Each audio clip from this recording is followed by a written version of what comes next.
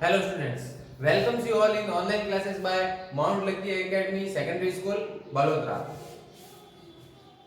We are going with natural resources. हम natural resources पढ़ रहे थे, जिसमें हमने कल रेन के बारे में पढ़ा और एयर पोल्यूशन के बारे में पढ़ा.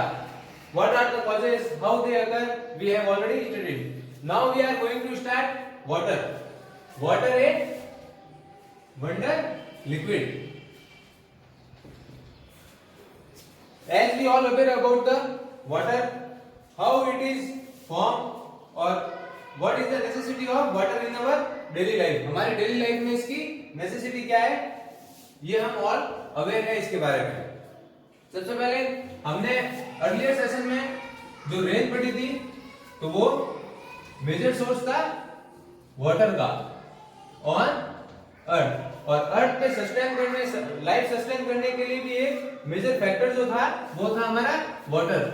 अर्थ पे वाटर हो जाने के कारण लाइफ एग्जिस्ट करती है, जबकि वीनस और मार्स है उन पे नॉन अवेलेबिलिटी ऑफ वाटर के कारण वहां पे लाइफ एग्जिस्ट नहीं करती. So water is the one of the major factor to exist the life on earth. Earth पे एग्जिस्ट करने के लिए मेजर फैक्टर है. Now we study about the forms of water. Earth पे जो फॉर्म्स है इसकी वाटर की, वो हम देखेंगे. सबसे पहले तो ये अंडरग्राउंड में भी अवेलेबल होता है, और initially we study about the how it occurs in the underground water. Ground water में कैसे इसका लेवल इंक्रीज और डिक्रीज होता है. फिर सेकेंडली है टेरेस्ट्रियल, जो भी अर्थ पे है वो हम देखेंगे. जैसे रिवर्स इसका सोर्स है, लेक है, पॉन्ड है, and we study about the toba, नाडी.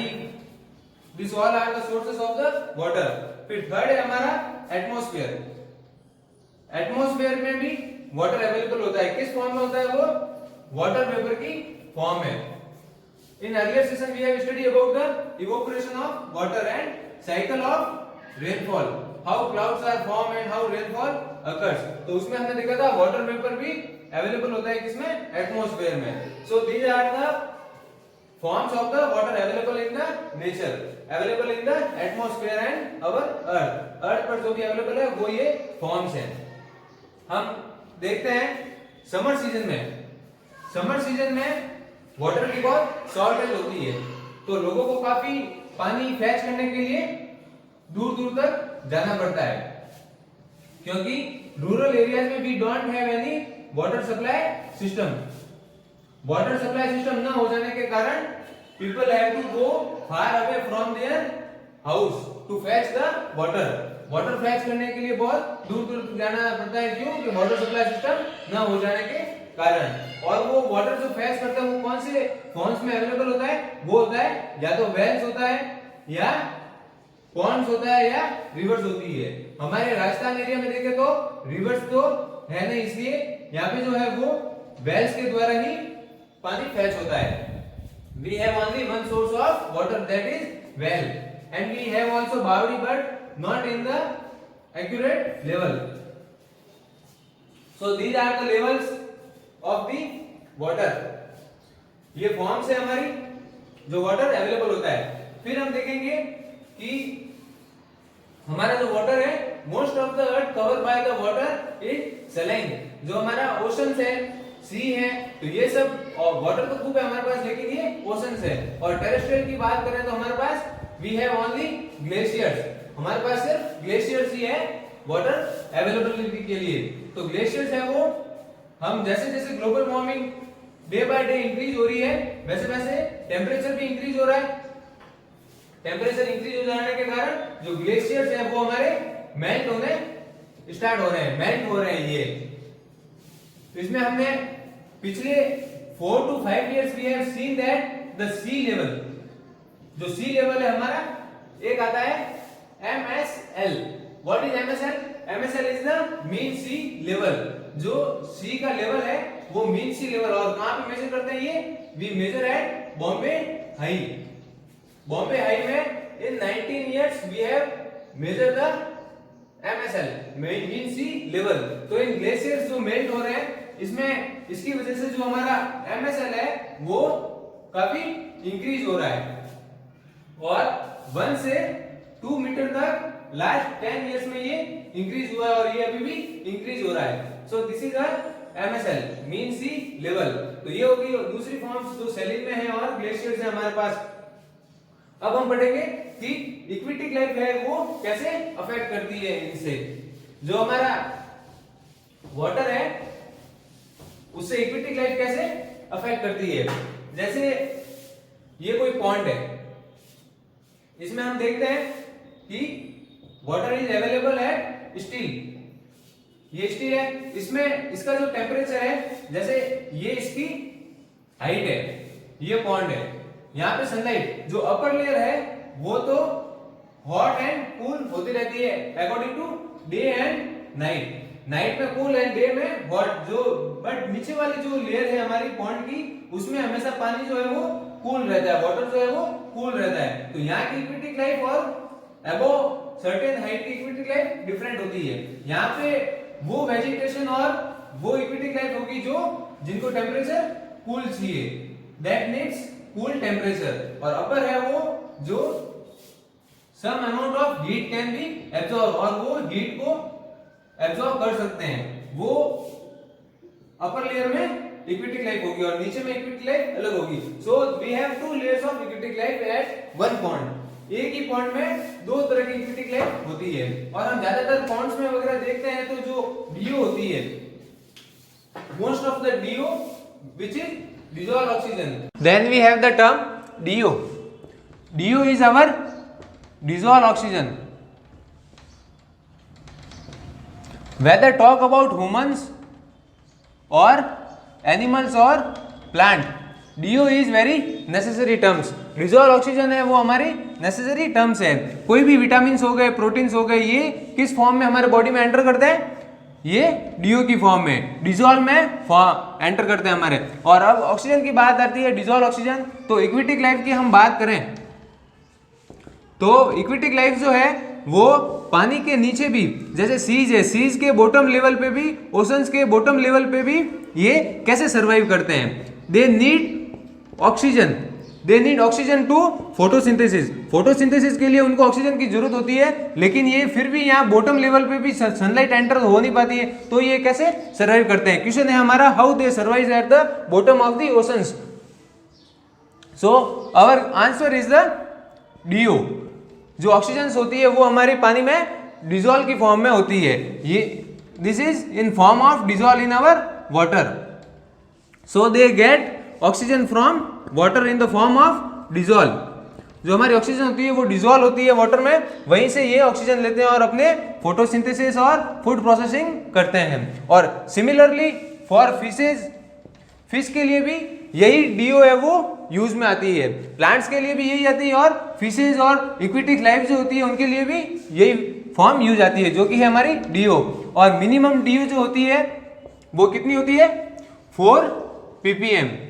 ppm is the parts per million which can be also designated by mg per liter, milligram per liter. This is the minimum level of DO in सी और oceans for इक्विटिक life. इक्विटिक life के लिए fishes, vegetation वगैरह जो भी होता है उनके लिए 4 ppm नेसेसरी होती है। अगर इससे नीचे है DO तो fish can not be live in water.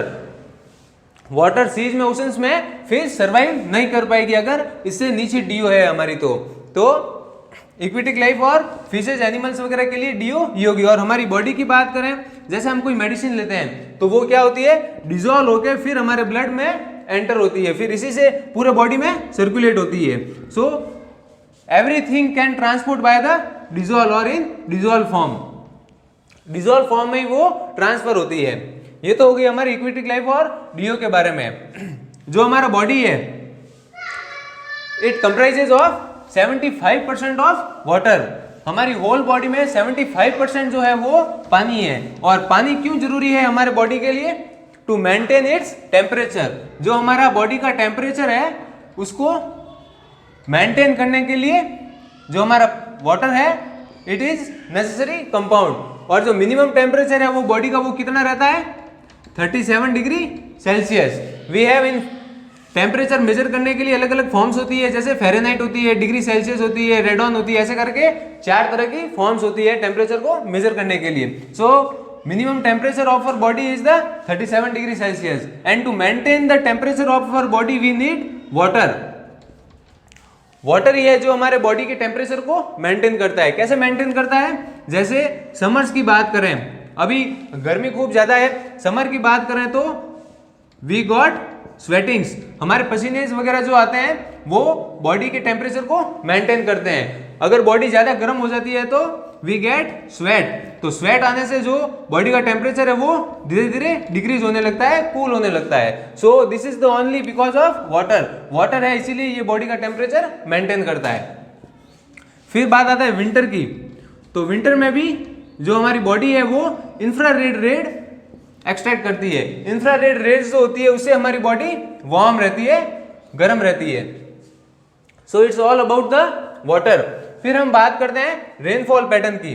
Rainfall pattern जो है हमारे इंडिया का वो इम्बैलेंस है, एक सेक्युलर नहीं है। कैसे कि जैसे हम वेस्टर्न राजस्थान की बात करें, जो हमारा वेस्टर्न राजस्थान है और ये ईस्टर्न राजस्थान है, तो वेस्टर्न राजस्थान में हमारे कौन सा आ गए? बीकानेर आ गया, जैसलमेर आ गया, बाड़मेर आ गया, इधर जालोर आ गया, इधर पाली आ गया, और इधर भरतपुर आ गया, धौलपुर आ गया, सवाई माधोपुर आ गया, और इधर Chittorgarh, Pratapgarh. And that we have imbalance nature of rainfall. यहाँ पे जो रेनफॉल अगर होती है वो 10 सेंटीमीटर के अप्रॉक्स होती है, जबकि यहाँ जो रेनफॉल होती है वो 100 सेंटीमीटर की रेनफॉल अगर होती है। So we have different patterns of rainfall. तो here availability of water is very less, here availability of water is more।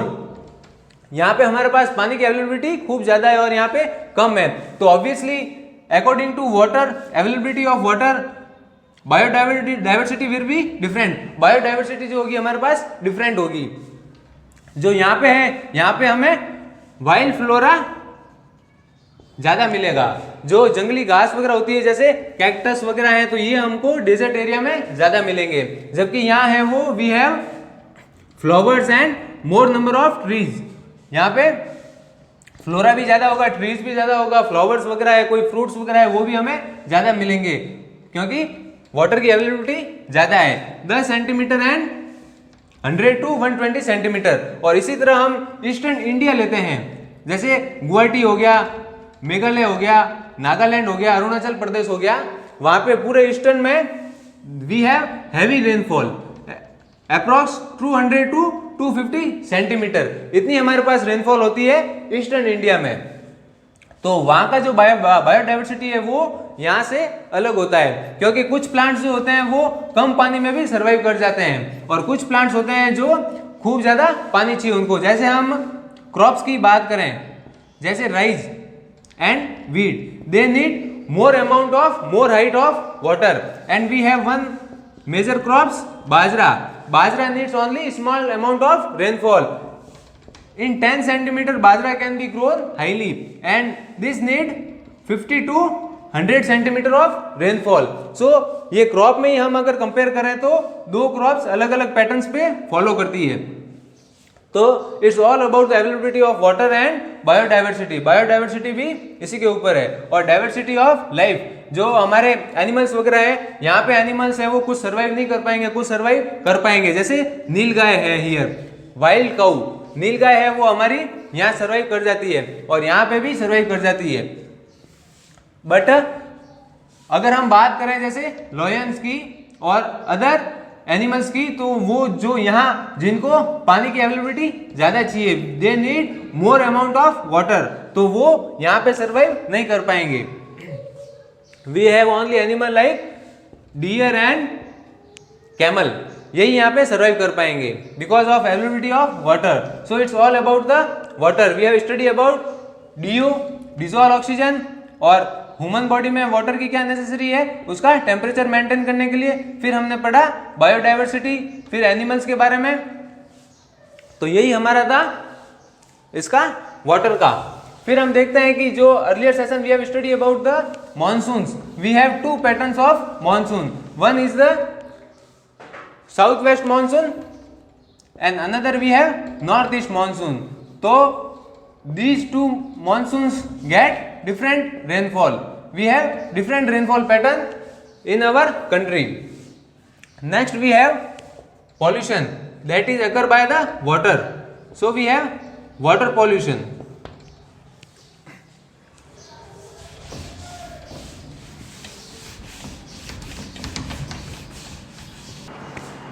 We have studied about the water, how it is important to us. ये कितना important है हमारे life के लिए और पूरी life on अर्थ के लिए, ये अभी हमने पढ़ा. In next session we are going to study about the water pollution. Pollution earlier session we have study about the air pollution we have studied. अभी हम नेक्स्ट सेशन में हमारा पढ़ेंगे वाटर पॉल्यूशन, कि वाटर पॉल्यूशन से causes क्या है, factors क्या है और रेमेडीज क्या है. ये सब हम going to study in next session. So we are closing our session. So keep learning and keep revising this and make notes. Notes आपके लिए बहुत importance रहेंगे easy study के लिए और revision के लिए. So we are ending our sessions. Thank you class.